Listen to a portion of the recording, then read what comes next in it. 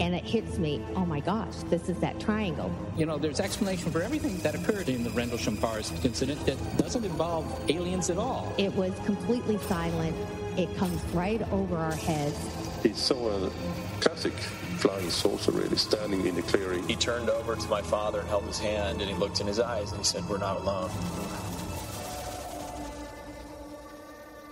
Welcome to Podcast UFO for our live show. We're live every Wednesday at 8 p.m. Eastern Standard Time on podcastufo.com. During the show, feel free to participate live in our chat room. And don't forget to like us on our very active Facebook page. Hello and welcome to the show. I'm Martin Willis, your host, and Happy New Year, everyone. This is our first show of 2017. Tonight's guest is Harry Drew, and we're going to be talking about the supposed Kingman crash in Arizona, Kingman, Arizona. And before that, we have Alejandro Rojas coming up with the UFO news.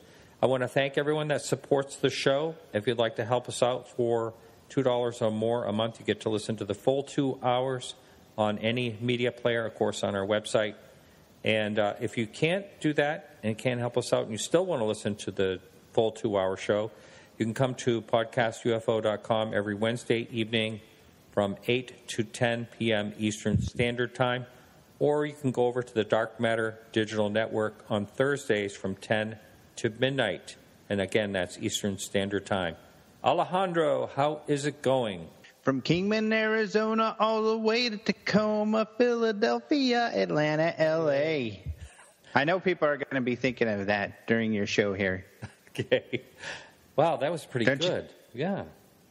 Yeah. Don't you think that's what I always think of when people bring up the Kingman UFO? But I am doing well. I have survived the new year, and I lived to see 2017 and what it may have in store. So that's for better or worse, that's what's going down. Oh, and before we get into the news, I do want to tell everyone that you, myself, and the great Lee Spiegel did a year in review 2016, and that is on Open Minds. And I'll actually have, I think I'm going to be able to put an embeddable player on my sidebar of the show as well. So great show. Hope our listeners check it out. It's a year in review with Alejandro Rojas, myself, and Lee Spiegel, and that's on Open Mind. A lot of fun. And these are always really fun because we get to review stories that we think were significant that most likely the listeners have forgotten about. Some of them they haven't because we were so excited we spoke about them throughout the year. But some of these, like you even forgot, or the St. Athan one. So people will have to listen to hear about that one. But yeah, what I think is my favorite sighting of the year, video sighting. But there was an interesting one we posted today or yesterday. All right. Want to hear about it? Yeah, let's hear about it. Let's get into the news. UFO news. Did it. That's my little, news intro thing. But, this was in Florida. This was a video taken by a guy who is a helicopter pilot.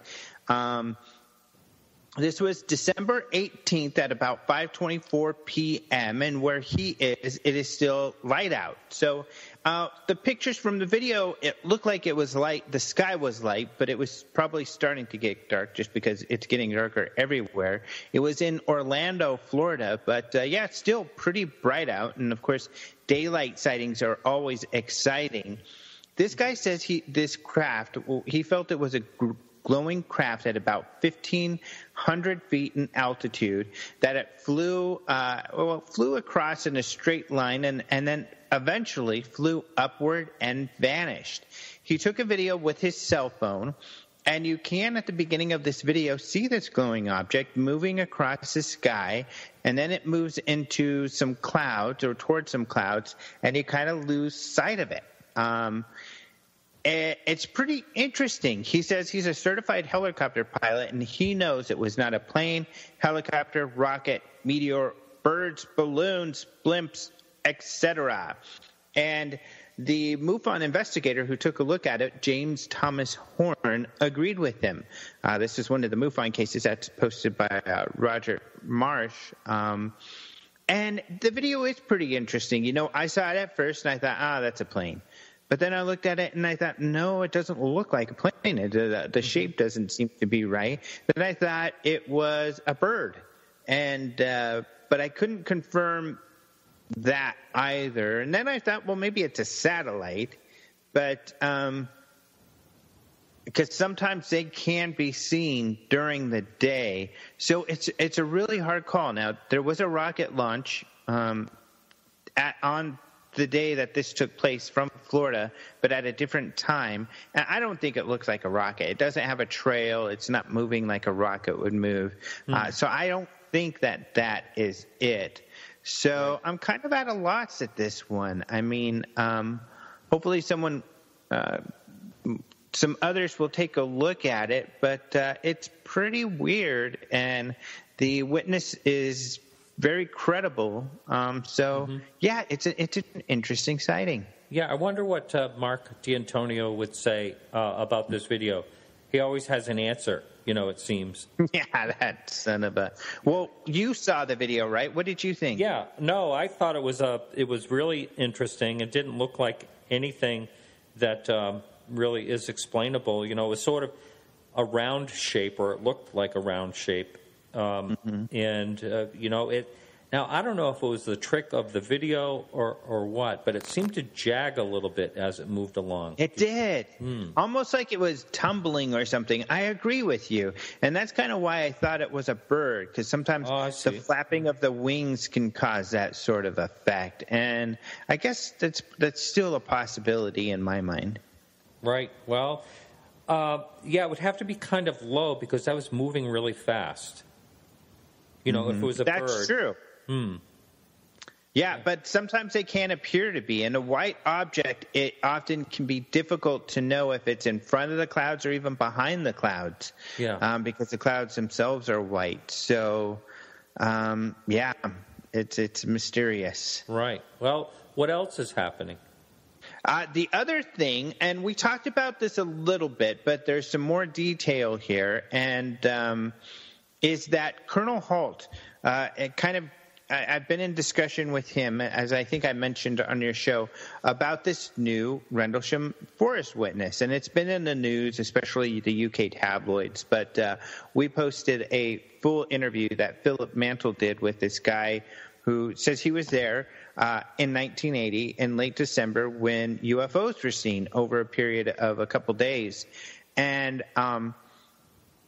however, his telling doesn't necessarily fit with the facts that, at least that I'm familiar with through the many books that have been written. Colonel Halt, who is a deputy base commander, wrote a memo about it. You've had on the show Halt even recently, and then I think you even talked about this case. Yeah. And you Peniston and Burroughs, some of the other witnesses. So I'm sure Halt reviewed some of this with you on your show. I know he did. But yeah, there are a couple issues. So, for instance, Longero says he went to the forest and he saw Warren and he saw Peniston and he saw Halt there. But there was no one time where a bunch of people went to the forest and all of those people were there together. Mm-hmm. So that's the issue with that. Because even the first night, he says Larry Warren, another guy, was out there. But Larry Warren, even by his own admission, wasn't there the first night. Neither was Halt. But it was Peniston, Kabasang, I always get his name wrong, but the third guy, and Burroughs were the three witnesses, the only three people allowed in the forest the first night. So it doesn't fit with the first night. The second night, the night that Halt did go out there and took a bunch of men out there, he said he took men from Woodbridge, which was a base nearby, but still miles away from Bentwaters, where Longero was stationed. Mm-hmm. So Halt says he wasn't part of that group. So he's like doubtful that Longero was out there at all. Longero says, Halt is doubting I was there, but I was there. I swear on the life of my children. And it could be because they did see, objects over the entire area. So it could be that Longaro did see objects, just not out in the forest and not with the other guys, and he's just remembering it wrong. And I kind of like to give him the benefit of the doubt that that's probably the case. But unfortunately, as Holt points out in a story we posted recently, the facts don't fit. And I do agree with Holt that the facts are pretty important. You really, especially when you're trying to gain credibility, you need to be clear what the facts are, and then someone like Longaro has to say, well, here's what everybody else says. Either here's my explanation of where I was, when, or like I often have to do with my girlfriend, is admit that I'm wrong and that I remembered things incorrectly and she remembered them correctly. And I apologize. I'm just human, for goodness sakes. Honey, I'm just human. You can make that public, say it right here. Yeah, I've made it public. Yeah, that I am officially human. You wonder if there are other witnesses that will eventually come out and talk about this. I know it's, boy, we're getting into, 30 some odd years here, but you just wonder if some people are just keeping that situation to themselves. And one of the things Holt said is he puts this thing on a shelf and really, doesn't make it part of his life. And, perhaps there's other people that feel that very same way and they don't have any initiative to actually talk about it. Well, one of the witnesses I mentioned is like that. So it's funny, Holt even says that in the story, how he didn't want to come out and talk about this, but he's so compelled to make sure the facts are straight that he's got to come out and say, hey, you got it wrong. This is what really happened. So that's what compels him. But Kabansag, the gentleman we mentioned earlier, he was one of 3 people that went out the first night. The other 2 have spoken quite a bit. We've had them at our UFO Congress. We're going to have Colonel Holt for the second time, actually, at our Congress this year. But Kabansag is someone who feels like, I told people what I experienced, but I really don't want anything to do with this, and I don't want to talk about it. So he's an example of someone who just does not want to come forward, even though he could clear up some issues. But, also, and you can kind of see his point, clearing up some issues means calling some people out and getting in the middle of this fight and these battles, and he doesn't want to be a part of that. He doesn't want that kind of complication in his life. So you're probably right. I'm sure there are others, and in a way you can't blame them, Right. Why get in the middle of all of it? And perhaps they're not even paying attention to what other people are saying. It's that far removed, from their life. It's very possible. And, poor Longaro, I do feel for the guy, because if he did come out and share and he's just remembering things wrong, I'm sure he feels a bit persecuted. But maybe he doesn't have a girlfriend who calls him out all the time when he gets stuff wrong, so he's not used to it like I am. Yeah. Right. Well, we have time for another one if you have one. If not, we'll just we'll call it a night for news. Not really. I mean, with the holidays and everything, I don't know that I have anything else. There were some interesting stories in the headlines this week. So when you go to openminds.tv, you see UFO headlines and the stories are listed there. So at least for yesterday, I haven't posted for Wednesday yet, but for Tuesday, there were a few interesting sightings. So there's an Australian one, a UK one, and these are sightings that made it into their mainstream media. I'm sure they were covered inaccurately by the UK tabloids, but these are ones that were written about by credible news outlets. So we already have some 2017 sightings. Yeah, basically. Exactly. In fact, one of the stories from the Herald Express, a UK paper, says, first UFO of 2017 spotted by world UFO expert over Newton Abbott. Oh, I saw and that. This is a Yeah. So, Yep, they're even making that claim, the first of the year. Right. All right. Well, hey, thanks so much, and we'll be talking to you next week. All right. Talk to you soon, buddy. All right. Okay, everyone, hang in there for this quick music break, and we'll be right back with Harry Drew.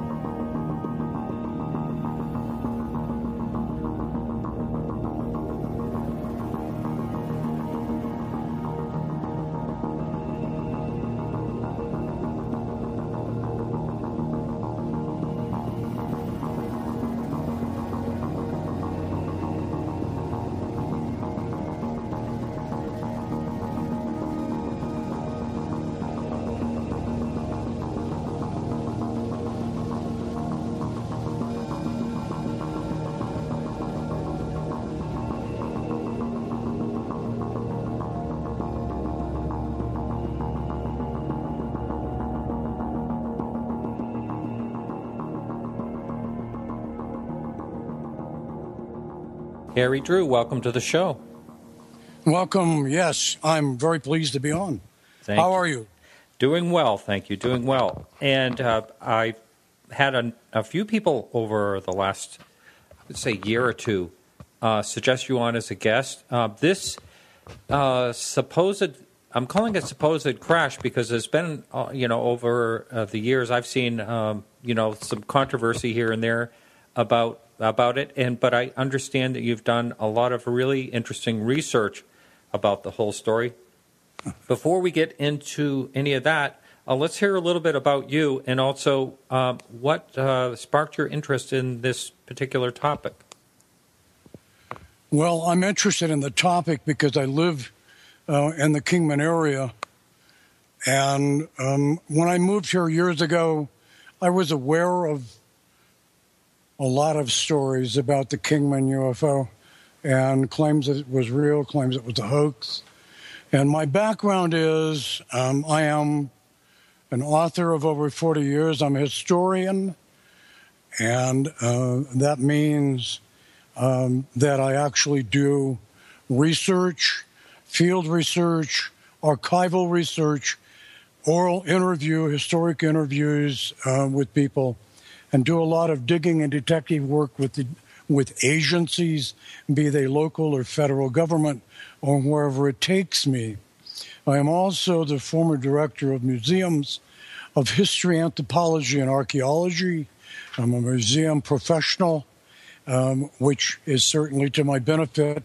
I'm also a cultural resource specialist in ancient civilizations, and I have lectured in colleges and universities on ancient Egypt and the history there, as well as European history in regard to the coming of the Second World War and what led to it and all those kind of things. I am a published author.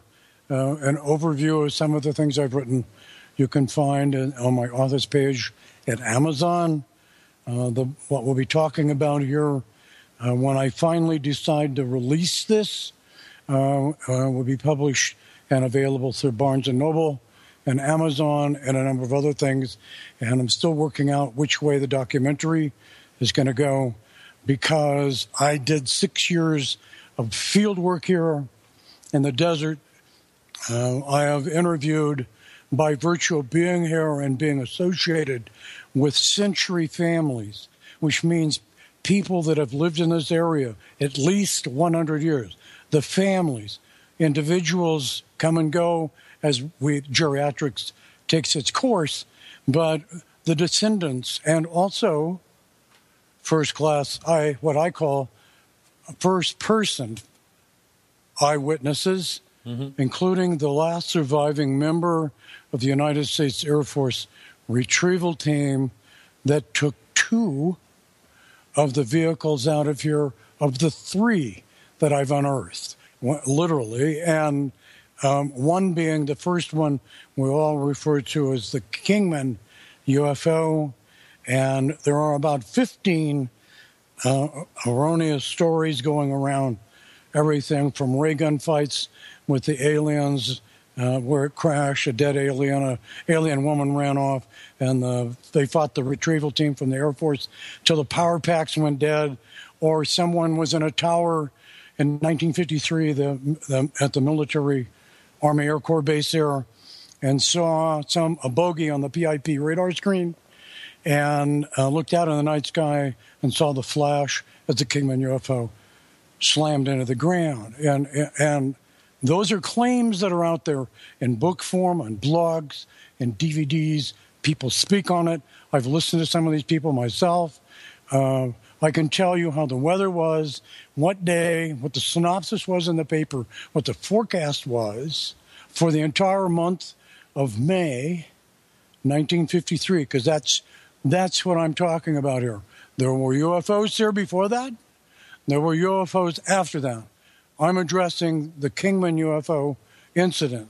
And I have included, I opened my book up and went back and put in some stuff that goes back to 1947, because I've had people saying, this sounds very similar in a lot of ways, like the Roswell story.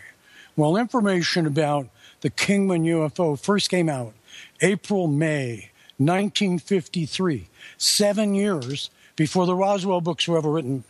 And some of the principal people, there's a paper trail on the whole thing.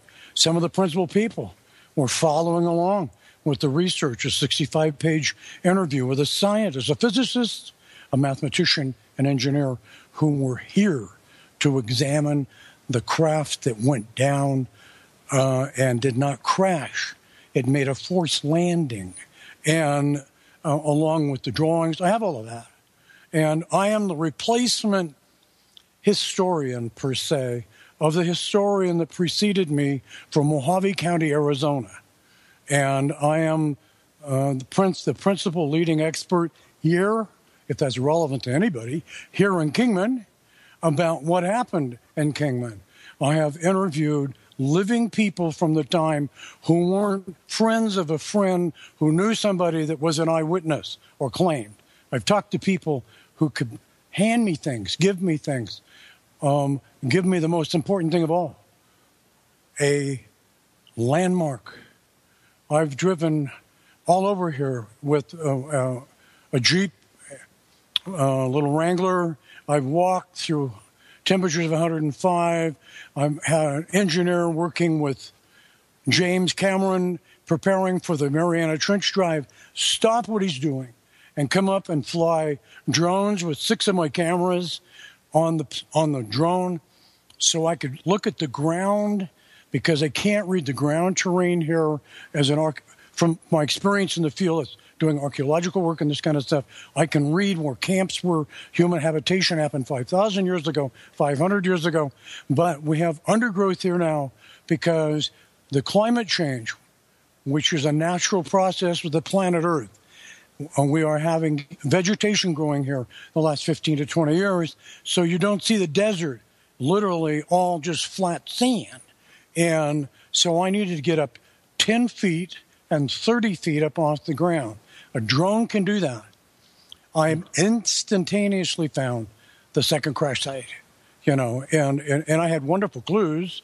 A reverend ordained minister who was interviewed by a curator friend of mine who spent 20 years out here trying to find what we call the Red Lake crash site, which is about 20 miles north of Old Town Kingman, that happened right a few days after the forced landing happened.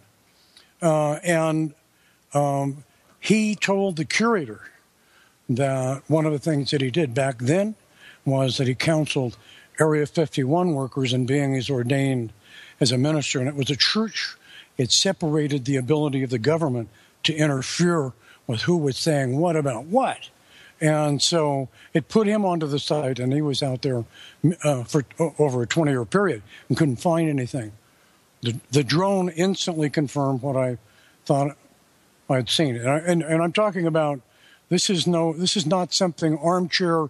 You surf the internet or you read somebody else's book. This is out there where 11 of Arizona's 15 poisonous creatures exist, okay, and in great numbers there. And so, and it's tedious, long, hard work. This is not just an archival going through stuff that somebody else wrote, and if it's wrong, you believe it and write it down. This is to straighten things out. So, but my background is that. I'm currently, I'm making some modifications to this by literally adding some things to the book, because I've come across in my research from 1856 coming forward to right to the end of the Kingman UFO story, that there were some other things nobody knows about or had mixed up or deliberately left some things out so the story sounds better. And in other words, as Steve Bell says from one of my presentations, Steve Bell is an internationally known prolific science fiction writer, 42 novels to his credit, and he lives in Rome, Italy. And he did a presentation for me at the World UFO Congress session at Tarquinia, Italy, 56 miles out of Rome. And basically he said, what is different about what I'm doing is I'm a professional, and I don't ever let a good story to tell get in the way of what the facts really are. And it's the other way around.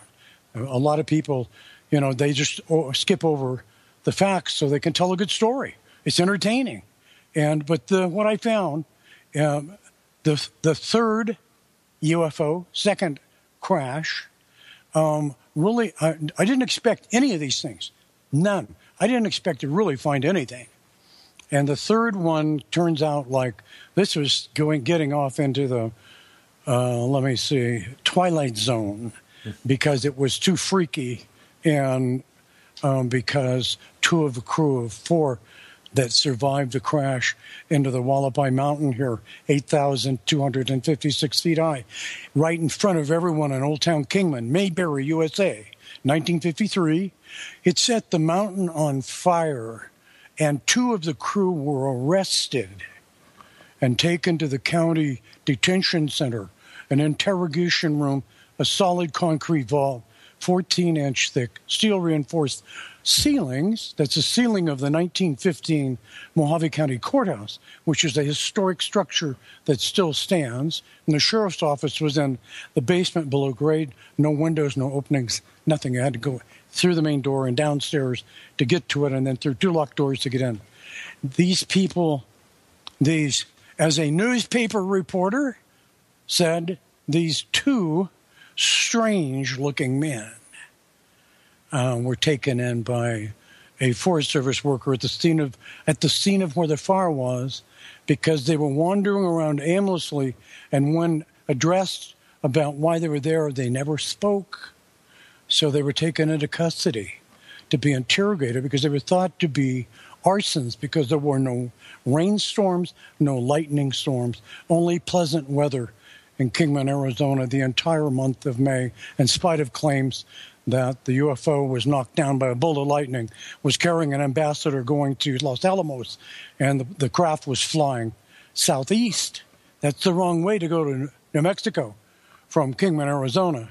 And we know, I'm not alone. We know why this thing went down and why they're wrong. They're terrestrial craft. They weren't interstellar vehicles, and if you flew a modern-day 737, unhardened electronics and all of that, and you flew one in over the same place, it'd probably just roll over and go right into the ground, okay? Because the early technology the Air Force was using here, even though there was no military presence other than 3 radar systems set up in a triangular ground location, and they were boosting power to try to get a much greater distance than what was available at the time in 1953, because they were worried about the Russians. It was the Cold War, and there was a rumor the Russians were building a bomber they had named the Bear that could come down over the North Pole carrying nuclear devices and drop them on the United States, and we wouldn't know they're coming.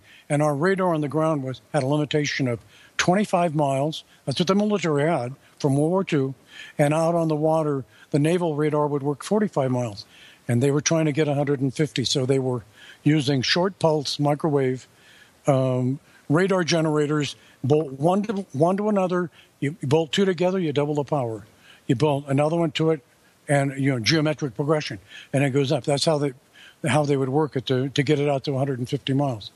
But it also caused a lot of other problems, and including killing birds in flight and other things. But the Air Force wasn't interested in side effect; they were interested in results, range, and so that's what caused the problem. There's a real quick overview about what it is I was looking for. I not only did the landmark help me, I used the information from the 1973 interview also to help with some ground information. And when I found the landmark offside 1912 Wagon Road, I drove straight to the other place. I already knew where to go, and I pulled up. And out the driver's side window of my Jeep, I was looking at the fuel kitchen. Everything the Air Force left behind is there, including relics that were one time requested and paid for by the military. An experimental object was made 1951 and 52, and there's hundreds of them there, okay? And so I did a complete survey of the area, the places they came in and cleared to leave room for a GM Model 3301 Army bus, 840 made. They brought 40 scientists out on 21 May 1953. It arrived early evening. The driver's name was Dennis. The principal person I'm interested in with that was the first-hand eyewitness who was brought there to try to estimate or determine the forward flight speed and rate of fall before it hit the ground, because they couldn't understand why it was all there. It didn't even have a scratch, but it landed, and it landed in a slow, very very wide, very slow drain field off the Wallapai where the mountain meets the desert floor. And in May, I've been right there during all the times that this happened, different seasons, different years. I go back because you have to play in this to get an average of the conditions, okay, based today versus then to see how they compare. And basically they're identical. But 4 inches below hardpack, the ground's water soaked. And this thing weighed 5 tons, and it just settled. And they were trying to figure out, it hit the ground so hard it was sunk 20 inches. Well, it was in the ground 20 inches. What they didn't understand is that the ground was completely full of water, and the thing just settled. And the same kind of thing I videoed and photographed. I put a Jeep tire up in the same, on the Jeep. Just drove up and put a wheel near the area. You get the same result. A couple of hours is down, and you have less load on a Jeep wheel than 5 tons, but it was sinking. So that made some sense. They did porosity tests, did radiation tests at the site.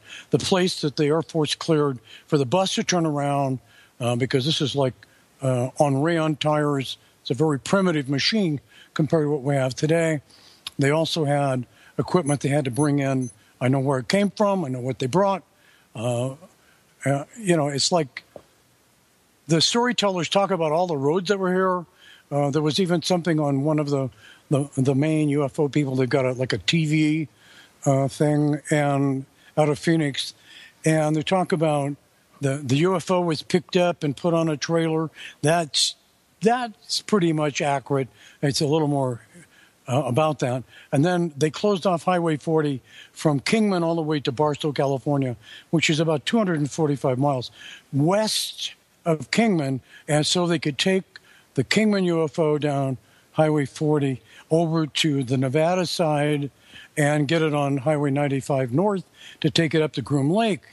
The problems with that, okay, Highway 40 didn't exist in 1953. It was there 31 years later.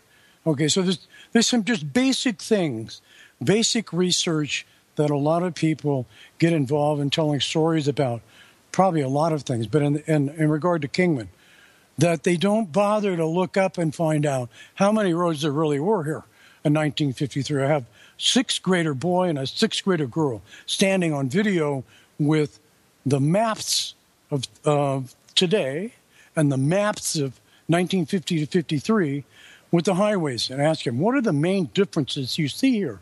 And they were being filmed and in the room at different times, so they didn't see each other. And each one noticed that there were roads now, that there were no roads then. And you really need to have a highway there to be able to tell a story that you took something down it or somebody did that. And then if that's not a problem enough, there was no bridge across the Colorado there. And then so they switched their story and said they took it over Davis Dam, which wasn't done. And then on the 19th day, that's the day after, the 19th day of May, 1953, the day after the craft made a forced landing, there's an article in a local newspaper, front page, about how they needed to get a bridge. There wasn't one. And I have a lot of museums that have worked with me. I've been given security clearances to go into places that I need to get to. The head of security for the county court did something that was amazing for me. I found a document that gave a full description of the sheriff's office in 1953, and I couldn't find the sheriff's office, the old one. And I contacted the current Mojave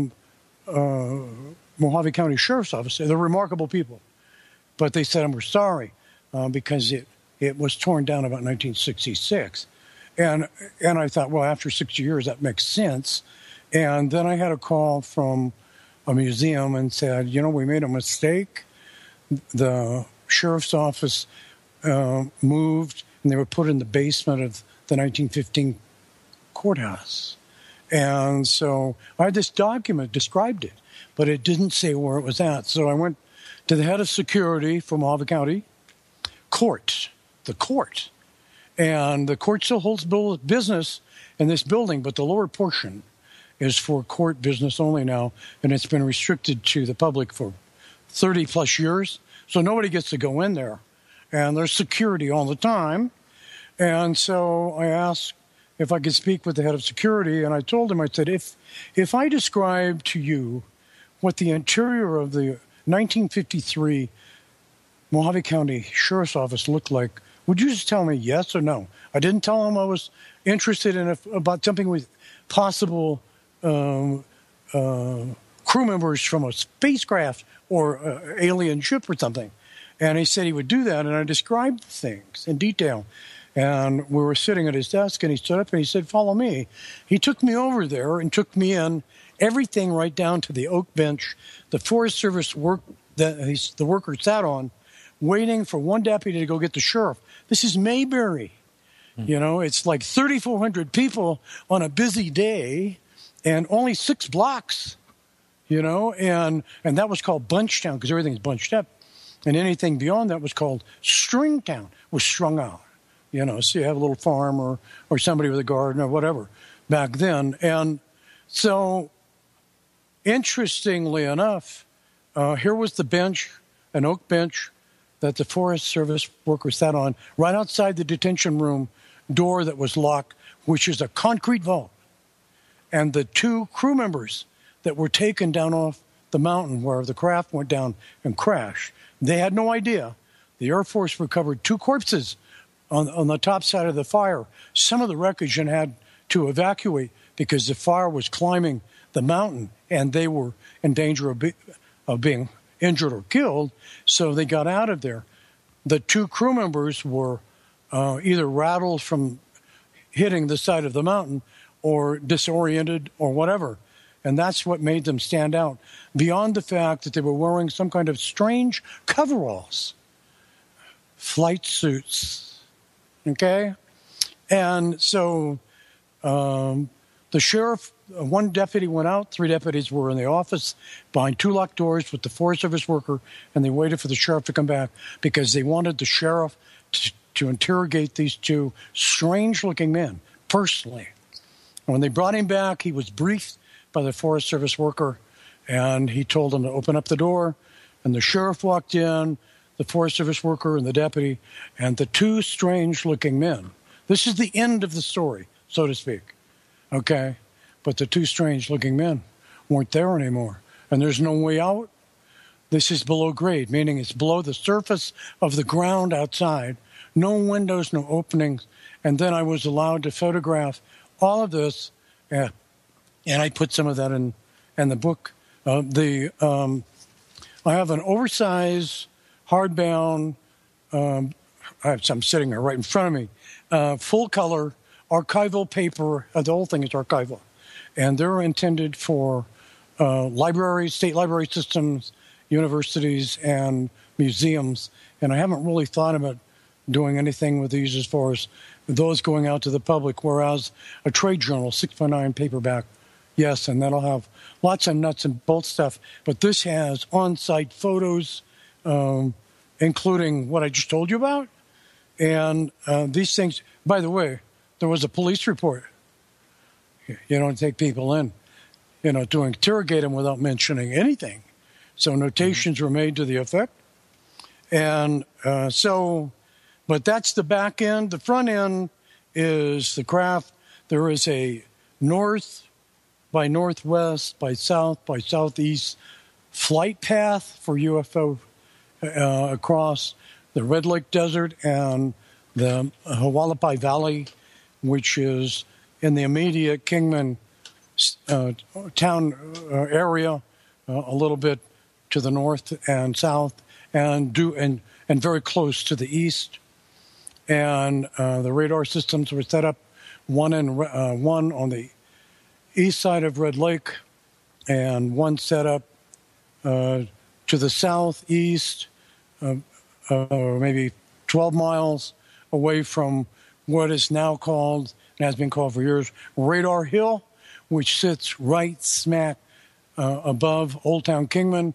And in 1955, they took out all the temporary test equipment, and they brought in what would be like an early forerunner or a backscatter, and they brought in 200 Air Force personnel, and they set it up on Radar Hill.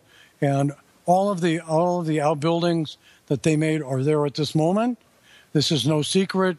It's front page stuff, and but it evolved because of budgeting from Congress. A lot of things happened in 1951. The Army Air Corps base was handed off to Edwards Air Force Base in 1951, who promptly began development of the base using what we today call black funds, black money, black budget money. They didn't have to wait around to get budgeted in 1955. They were already working. Groom Lake today is referred to as Area 51. Okay? Mm-hmm. And the Kingman UFO landed, made a forced landing. Rate of fall was 8 feet per second, was the estimate based on improper information. And the scientist who did that questioned his own findings. It made no sense.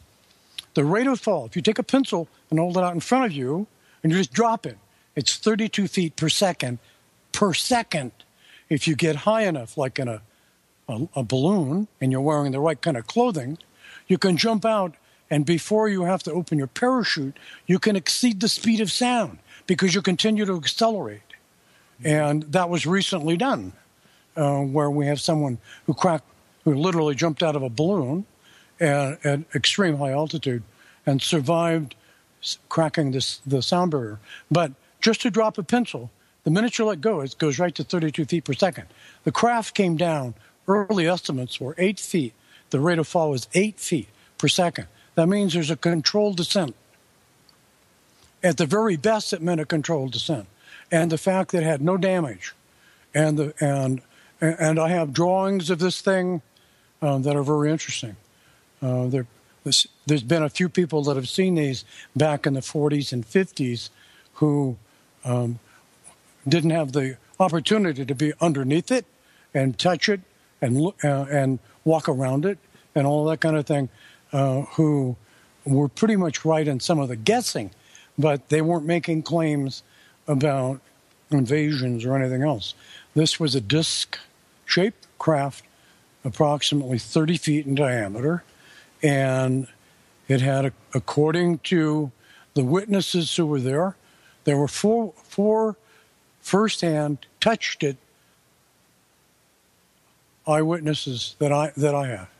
Okay, I have witnesses here, 15 witnesses who observed this thing going down in what was a 7.2 mile trip to the ground, and it flew through the radar field. That when the 3 radars were turned on, it came through like it probably come through 100 times or 500 times before. It's a terrestrial shuttlecraft, and all of a sudden they had some type of problem with the avionics or the propulsion, and it would cause the same kind of a problem in a modern-day commercial non-hardened jet. That's why cell phones are still not allowed. And people say, oh, well, cell phones can't do that. In my book, I show where maybe 2014, a woman being arrested and removed for refusing to turn her phone off before they take off, because it can cause the autopilot to shut off, or it can cause flaperons or ailerons to misbehave or interfere. And if it releases the autopilot, it doesn't trip the alarm. It's like the pilot reached over and flicked it off. And so the crew doesn't know. And it's like, well, everybody would know if the plane wasn't on autopilot, isn't it? That's not really true. But with all that aside, this thing flew through there where they'd been many times before, and all of a sudden the entire way things worked changed for them, and they weren't able to continue their flight. They weren't hit by a bolt of lightning. They were not shot down by rockets. The stories just go on, or fighter jets intercept them. There was no military in Kingman, Arizona, with the exception of a radar operator and a technician on each one of the 3 radar units that were portable, brought in to where they were experimenting with trying to boost the short pulse microwave radar units to gain more distance. And that was all that was going on. And regular radar was under development back, I think, in Massachusetts. It was back east, somewhere in that area. And with all of that going on, they flew through. There was no Army Air Corps here, and the Air Force technician and the Air Force radar operator had no idea. They somewhat shot down a UFO, and the Air Force at Nellis, who knew something went down and were here within 2 hours, had no idea they caused it. And later there would be a communication within the Pentagon from one Air Force officer's office to another, and I noticed that Dr. Greer has published that in something. And it's just speculation. And they're saying, do you suppose it has something to do with our radar? And here, yeah. If it did in Roswell, I have no idea. I have no idea. Because I'm not trying to do Roswell. I have a complete story that's different than that. But I know that a lot of things that are mentioned about Roswell, everybody got to see that in 1973 because it was mentioned about Kingman. So how much you pick up from one to the other, I don't know. Does that help you and the listeners at all to get an idea? Yeah, there's there's a couple of questions popped up here and there as we were going along, but the one question I was going to ask you toward the beginning but you may have already covered it, was before you started looking into this, what was the general story? This happened, I think it was May, what was the date? May 18th, supposedly. But you kind of went all through that. But the witness that first came forward about this story, was that, did his story have any weight to it? Or yes. In fact, well, let's get right to that and get past that. A man by the name of Arthur Stancil, who is real, okay? I can tell you which community councils he was on in Sudbury, Massachusetts. And I mean, I've dealt with authorities back east. And before he died, he donated over 2,000 hours of his time at a hospital at Ispic, New Hampshire. And I talked to the director of volunteer services about him. I mean, it's like, I'm a historian.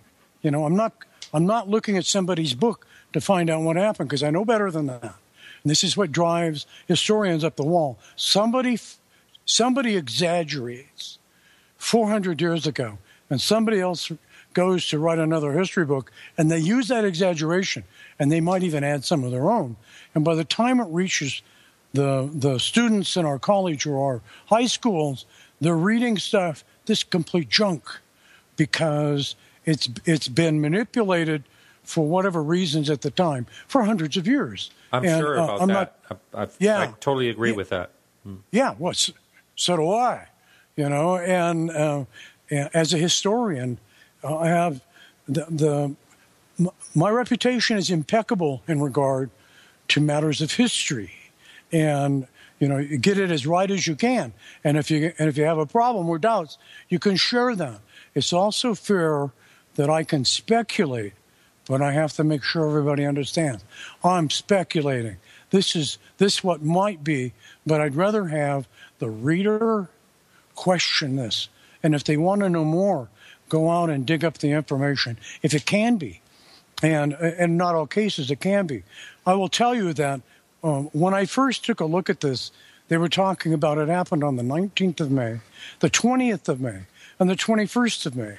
And I'll tell you where some of this comes from. Arthur Stancil worked, he was at Wright-Patterson for 12 years when he was sent to Frenchman Flats at the nuclear test site in Nevada. And he was the materials handler. Basically, we would think of him more as like the bomb blast effect analyst. They put up things like a little town or some cars or a bus and different things, and then they detonate an atomic bomb to see what happens, you know, at point blank, inside the fireball, outside the fireball, you know, miles away, to get an idea of how, if we're going to resist getting hit by one of these things, or we want to see how to overcome an enemy's hardening of their targets, areas that we know how to impact it. So he was doing that, and he got a call from the director of the operation there, the atomic bomb blast operation. Arthur Stancil was really there. He was interviewed by a really well-learned, highly credible historian and researcher, Raymond Fowler. Oh, yeah. Who is still living back east. He's a wonderful man. He lives about 30 miles from me. Yeah. Okay, he's a wonderful man. Okay, and he did some things we could never get away with now. He talked to like the bosses, the employers of Arthur Stancil. You know, they can't tell you anything. They wouldn't even take your call. They might even send out some people to check you out. You know, now, but and so he documented, and it starts with an interview with a 15-year-old boy by the Sudbury, Massachusetts newspaper, who heard that he was writing a book about UFOs for youth, for other kids to read. He's 15 years old. His name is Jeff Young. And one of the books, like I think it's Majestic 12, they say, he and another kid named Campbell were the first men in ufology history to interview Arthur Stancil. Oh, they weren't men. There was one kid, and he spent about 6 months. It's right on the front page of the paper, and it's like multiple pages in the paper. The newspaper from Sudbury, I told him, there's so many versions of this, and it's been misused and changed so many times in stories used by all the ufology people who become self-professed experts on this, then I got a hold of the newspaper back east, and they sent me the original microfilm. And talk about trusting a historian, they sent me the original microfilm. And so I could read it for myself, and I copied it, shipped it back, and they got it back safe and sound. That's what we do. And in it, it tells the real story. And there was a little blip, and it mentions Arthur Stancil by name, and talking about that he had looked at a spaceship in Kingman, Arizona, and a clipping service that Raymond Fowler had clipped that out, and they sent it to him. Raymond Fowler got a hold of Arthur Stancil, hunted him down, and Arthur Stancil agreed to do an interview. Okay? And so Stancil went and found a notebook he had, and there's some innocent things in there that some other person has said if he was really who he said he was, he would have never said it. This is a personal little notebook, and he left it in his barracks before he was flown down from Indian Springs on the 21st day of May, 1953, because his boss called him after work the day before on the 20th and said to report after work at Indian Springs Air Force Base, which is near Nellis. It's north of Las Vegas. And he boarded with 14 other technicians. They flew them to Phoenix, Arizona, where there were 25 scientists waiting, and this GM model 3301 bus waiting with the windows taped over with missile tape so they can't see out the sides. And in that particular bus, there's no back window, and there's a jump seat in the back for luggage where they can carry 4 more people. The bus is a 36-person bus. They took 40, and they were all given sack lunches. I know the whole routine for this thing, and I even know where the bus went and the name of the driver that drove it from one military post to another post 5 days a week. I mean, this stuff really exists if somebody looks and really spends the time. And so it's like, for historians, we can't pass the rock sitting out on the desert floor. We have to kick it over because it could be a clue. And it's never ending. And so we have to bring it to a stop somewhere. And that's why I'll eventually have to release the book, because I haven't been doing it for the money. Or I would have done it. I'd have let it out a long time ago. You know, this has got to be right. Okay. But anyway, so Raymond Fowler did the interview, and it's 100% correct. And what Arthur Stancil was saying about a lot of things, I verified. I see. Now, did I read somewhere that he had a different name? Did he change his name or used a different name or something like that? Oh, yeah. Well, yes, that's true. Now keep in mind, his real name associated with the Kingman UFO was in the paper on April 23rd, 1973, in the Sudbury, Maine newspaper. Arthur Stancil. I got it in the book. It's right there. His name for everybody in the world to know. But they decided, I don't know why exactly, the real reason, beyond the said reason, they ended up giving him a pseudonym of another name so that people wouldn't somehow identify Arthur Stancil. But I really think, from what I've read from Arthur Stancil and the information I've had from interviewing the director of volunteer services and some other places that dealt with him, is that he got a little spooked about the idea that maybe too much is being said about him, and it could end up causing problems as far as connection with UFOs and aliens and all this stuff. And so Fritz Werner was the name that was referred to, but it was Arthur Stancil. And by the way, he even was accused of spelling his name wrong by one of the people that you mentioned to me in a call we had before this. And his last name is spelled S-T. For everybody that's paying attention and wonder, what is this guy doing? It's important how your last name is spelled if you're going to be part of history. if you want to be remembered, good or bad. And his last name was spelled Stansel, S-T-A-N-S-A-L. So a lot of stories are still online. They spell his name S-T-A-N-C-I-L, but they don't use the S.